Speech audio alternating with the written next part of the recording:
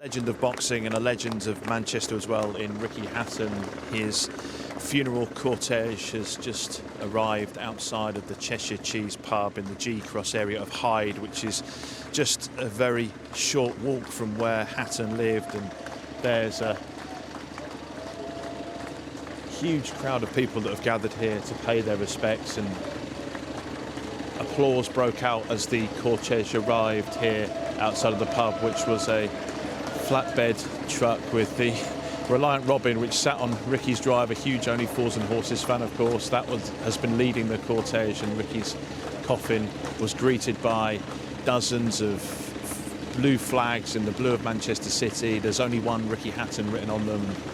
Applause broke out from all of those bystanders who were here, because Ricky was a hero. He was a hero for these people. He put not only Tameside and Hyde on the map, but also Manchester. It's hard to believe in many respects that he was such a worldwide star, and at one point one of the most famous sports people, let alone boxers, on the planet. Sold out all of those incredible shows in Las Vegas and here in Manchester as well, and yet he was a man of the people. There's a reason they call him the Pride of Hyde, and we're seeing that here today. Every single person here, I'm sure, will have a personal anecdote about meeting Ricky, and the applause rings out again as the cortège begins to make its way through Manchester.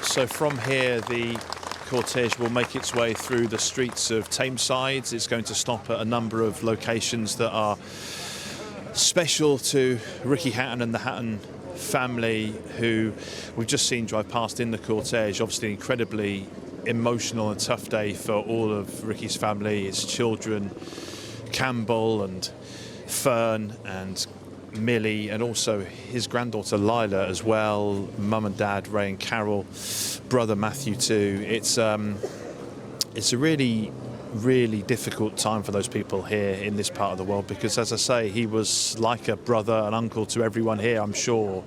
A man who, even after those huge wins, not least 2005 beating Costa Zoo at the Manchester Arena in one of the all-time great fights held on the British Isles, wanting to, rather than go anywhere glamorous, wanting to celebrate with these people that I'm stood with now, people that he grew up with in the nearby council estate of Hattersley.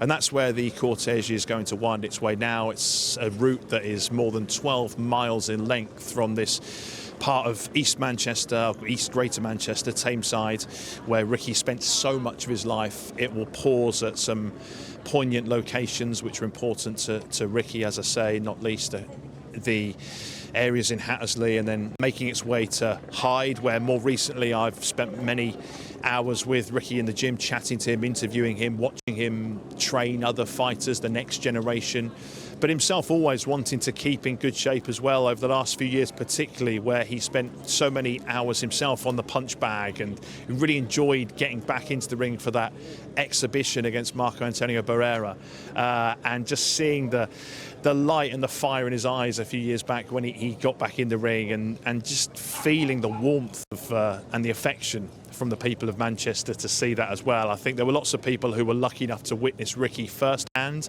I thankfully count myself among those. I got to see him when he fought at the Etihad Stadium.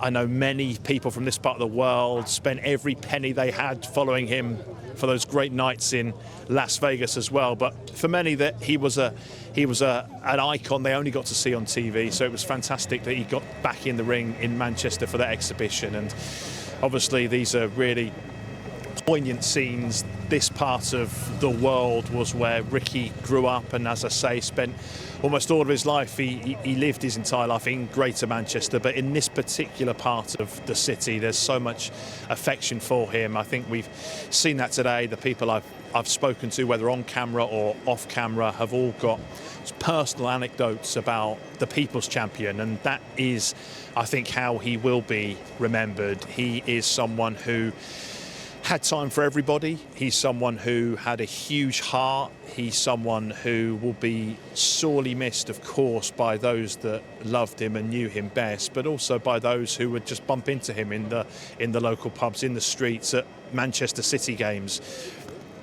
This is someone, let's not forget, who helped put Manchester on the map. He was fighting and coming through the ranks at a time when Oasis were in their pomp, and obviously one of the biggest bands in the world, Manchester United. He won't thank me for saying that, I'm sure, looking down, but they were the team that were in their element, weren't they, winning title after title, and indeed the treble in 1999 and into the early 2000s when Ricky's career really did start to take off. But he always wore that sky blue of Manchester City, an unfashionable club back then in many ways, and having nothing like the worldwide fan base and reputation they have now. But throughout his whole career, he had that sky blue on his shorts, on his gown as he entered the ring, came out to Blue Moon, and I think it was really poignant actually that Ricky's coffin itself in the cortège was sky blue in colour.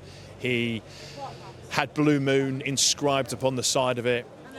Dad, brother, father, grandfather. I mean, this is such a family man as well, someone who was so incredibly popular and who will be incredibly missed. So as the people start to filter away from this part of Manchester, the cortège will make its way through Hattersley, as I say, the council estate where Ricky grew up, and then on to Hyde, where he had his gym and spent so much time training the next generation, before winding its way some 8-10 miles into the centre of Manchester, where at the Cathedral we can, I believe, cross over and join Andy Scott and Craig Slater, who will be there waiting for the service to begin at around midday, and also speaking to so many guests. Because the one thing I will say about Ricky Hatton, as much as here these people knew him best, he was a huge star and hugely popular within the sport of boxing, and the great and the good of the sport, I'm sure, will be at the Cathedral to pay their respects with Andy and Craig.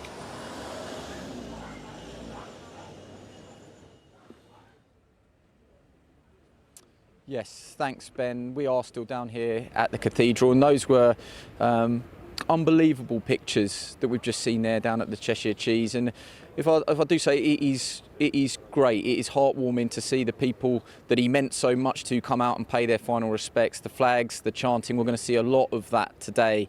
And as you said, we will have the opportunity to really catch up with the people that knew him best. And Craig's just stepped out for 1 second, and Matthew Macklin has joined us. And you came on and you really helped us with the tribute show that we did. And I understand how difficult this must be for you. A little bit of time has passed now. You will have seen all the tributes, which must be heartwarming to see, but difficult to watch as well. How are you, first and foremost, on a day that I'm sure it's going to be difficult emotionally? Yeah, definitely. It's. I think it'll be a lot harder when you see the family and the family. Billy and Kerry and all the people that will bring back so many memories of that time. I think when I did the podcast at Sky, it was a couple of days after we'd heard. I don't think it felt real then. I think it feels real now. And it's just such a tragedy. Such a great guy. Even just talking to people around, he was such a funny guy. You know what I mean? It comes flooding back. He does. He was. He was a great fighter. There's no. Everyone talks about him being the man of the people, which he was. But it's very easy to forget he was an unbelievable boxer, great fighter. I mean, even when he was coming through 10 fights in his first year, and he was just, he stole the show. Every fight he was on, he was an unbelievable talent, an unbelievable work ethic. As a young fighter coming through, looking up to him, he was a fantastic role model in how he trained, how he conducted himself with the media and other people. And you just thought he was someone that was going to flourish post boxing because he had so much more to him. He had such a great personality, and I know his after dinner speaking, he was on the level of a stand-up comedy. You know what I mean? He was that funny. He really was, and not just pre-scripted. He was funny off the cuff, like quick one-liners. Great, always come back at you. So very sad, man. Craig was saying earlier that actually from a Sky relationship point of view, he was the first fighter that you could push him in to do things where he could laugh at himself and the outfits they had him in. And I saw the funeral cortège pictures there. The Only Fools and Horses three-wheeler. Bless him. Fraser Clark and I visited his house last year. And we did an Only Fools and Horses shoot. We had a photo taken with Trigger's broom. He had Del Boy's coat. He had the original scripts. Things like Manning picture where he pulled up, the like an adult nappy, if you will. I mean,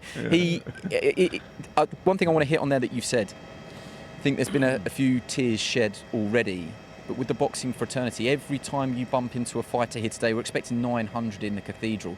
As soon as you start telling the old tales, of which you've got a few, I've seen some real belly laughs already. And I want to make sure we get the balance right on Sky Sports News. It is first and foremost the Hatton family who are in our thoughts, but also it is a chance for the boxing community to say goodbye. Your journey with Ricky had serious longevity though, because whilst you knew him as an amateur, you ended up in the Billy Graham Phoenix camp at Better Bodies. If you've got 30 seconds more, if you could keep it, what was he like to train alongside? Because he actually promoted you as well later in your career, but in that gym, that Ricky Hatton, what was that like day in, day out to train alongside? It was unbelievable. You come in and like they were just constantly pranking each other, and I tried to stay out of that. You tried to distance yourself from those stories. There are some photograph evidence. Yeah, no, I got in the odd time, but it just messes. I mean, boxing's a serious, hard sport, lonely life, all the rest of it. But they made it fun, and every single day they were constantly pulling your leg. Thank you, Matt, and stay with us on Sky Sports News. Plenty more through the morning as we say goodbye to Ricky Hatton.